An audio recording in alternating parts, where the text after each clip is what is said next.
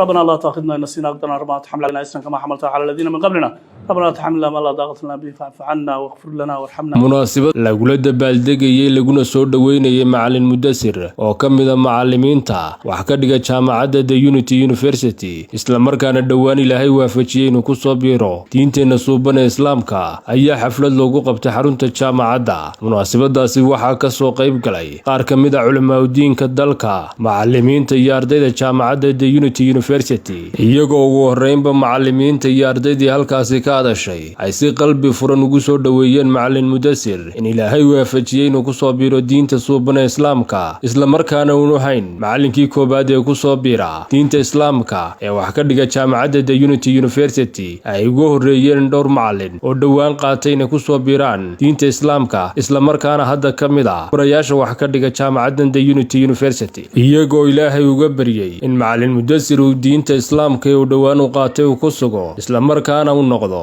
mid ku camal fala diinta oo barta. waa u ducaynaynaa ninkaas in Ilaahay islaamnimada ku sugo. innaga lafteennana waxaan inoogu ducaynayaa inaynu noqono kuwa ka run sheega islaamnimada. leanno islaamnimadu ma macna islaamku waa maxay? islaamku maaha qowl, islaam baan ahay maaha. islaamku waa qowl iyo ficil weeye. haddii dhaqankeena aynu wanaajino markaa ummad badan baa soo islaamaysa walaalayaal. ummad badan baa soo laakiin dhaqankeena iyo diintana waa inay iswaafaqaan walaalayaal oo dhaqankii islaamka la nimaadnaa. munaasabadana insha Allah waxa weeyaan waa de waqti waxaan ku jiraa xalay baa la ii sheegay imika masaajidka safalowlka fadhiya markii la ii soo sheegay la yiri soo kac marka waxa weeyaan Allah inaga maartay aqbalo kuwa kale maartay badan Ilaahay qalbigooda diinta ha geliyo inagana diinta Allah inagu sugo. waxaan u wada joognaa maanta halkan kolley war farxad leh oo ah in mid ka mid ah macallimiinta jaamacadda Unity University oo aan kii ugu horeeyay balse tiraba ku biiraya tiradii hore Ilaahay ku soo hanuuniyay inuu qaato diinteena suuban ee islaamka. Allahu akbar baynu leenahay. macalinkaasu kolley wadanka wuxuu noogu yimid isagoo islaam ahayn waana wax Ilaahay loogu mahadnaqo in Ilaahay garasiye xaqa oo ku sugay diinta islaamka.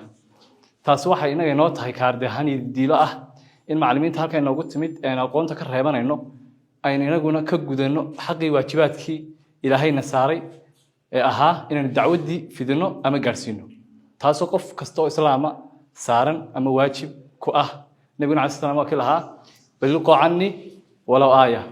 Ilaahay aayadna ha ka dhigay gaarsiya dadka risaalada wuxuu ka gaarsiya dhamaanna waa wax ina wada saaran kaardahan. aad baynu ugu faraxsanahay in jaamacadda dadaalada laga dhaxwado ee aqoonta marka laga yimaado inagina aynu wadno dadaal kale oo ah dacwadii. waxaan aad iyo aad ugu faraxsanahay ma ahaan doono qofkii ugu dambeeyay mana aha qofkii ugu horeeyay ee soo islaama macallimiinta kamid ah macallimiinta Unity University. waxaan Ilaahay uga baryaynaa inta kale inuu Ilaahay dhamaantood qalbigooda diinta islaamka iyo qeynta ku sugo isagana Ilaahay diinta macaankeeda siiyo qalbigiisa iyo qulubtiisana Ilaahay diinta islaamka ku sugo inagana intii aan dunuub galnay Ilaahay dunuubteena dhaafo. alxamdulillah rabbil alamin. Allahu akbar. waxaynu aad iyo aad ugu faraxsanahay madasha aynu ka soo qayb galnay taasoo ah madasha aad ka quruxda badan leh aynu ku soo dhaweynaa diinta islaamka. Ilaahay subhanahu wa ta'ala mahadle waxaan kaloo mahadnaqayaa kooxdii ama cid kastoo ka qayb qaadatay in macallinka Daniel uu diinta islaamka soo galo. aad baan ugu mahadnaqayaa. mid kalena waxaan leeyahay laba fariimood baan dirayaa oo mid macallin ku socota iyo mid kooxdii soo qaban qaabisay. kullay qofkan soo islaamay wuxuu nooga baahan yahay inaan wax badan aynu barno oo diinta islaamka kamid ah. waayo markastoo qofku diinta isku cusub yahay waxyaabo badan baa laga masaxayaa maskaxdiisa taasoo u baahan waqti badan la geliyo. Today we get a small fraction here about that the university management here has organized to celebrate with our brother Mudasir, who has just recently converted to Islam. So first of all, I'm thanking the distinguished guests who are here with us today and the lecturers who are also celebrating with their brother and we'll just study our speak. Allah subhanahu wa ta'ala, the most greatest, the most high, The reason as to why we are here today is because of him. We thank him for giving us the wonderful life that we have and giving us a reason for coming together, celebrating our brothers' entry to Islam. Allah subhanahu wa ta'ala, whoever he guides, no mankind can misguide, and whoever he misguides, no mankind can guide. His guidance to Islam was not our making, it was God's making, because we human beings, we cannot guide anyone to Islam. It is a new train for him today, a new journey. The brothers and sisters in Islam, we give him support. We also guide him where we can. And I know it is a religion of learning. He is already aware, and he's going to learn.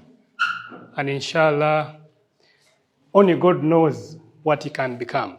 First of all, I thank Allah for making me witness two of my brothers.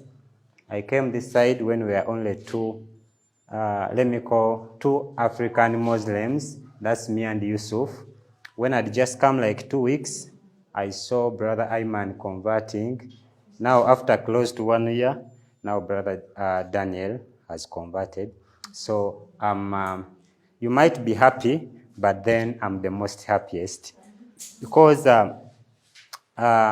we used to wake up 2 people, now it moved to 3, now we are 5, so the number is growing. Inshallah, also other lecturers are going to join us. It is a process. It takes a heart to decide. It's not an influence of people.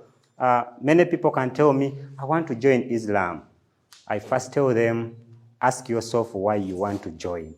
We cannot force you to join. It is a heartly thing. It's not someone's guidance. gabagabadii munaasabadaasina Macalin Mudasir oo halkaasi ka hadlay ayaa sheegay in muddaba uu ku taamayay inuu qaato diinta Islaamka isla markaana uu ku faraxsan yahay inuu ku soo biiro oo uu qaato diinta Islaamka. My sincere appreciations go to the management of the University for making this happen.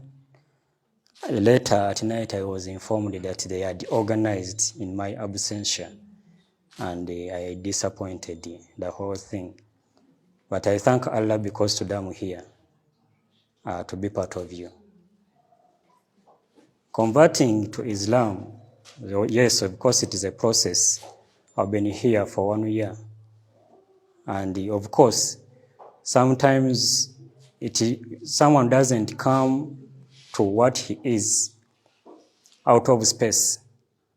Of course, sometimes Allah communicates through other people who communicate to us. Or the pure actions of others and not the hatred of others can attract us to Islam today.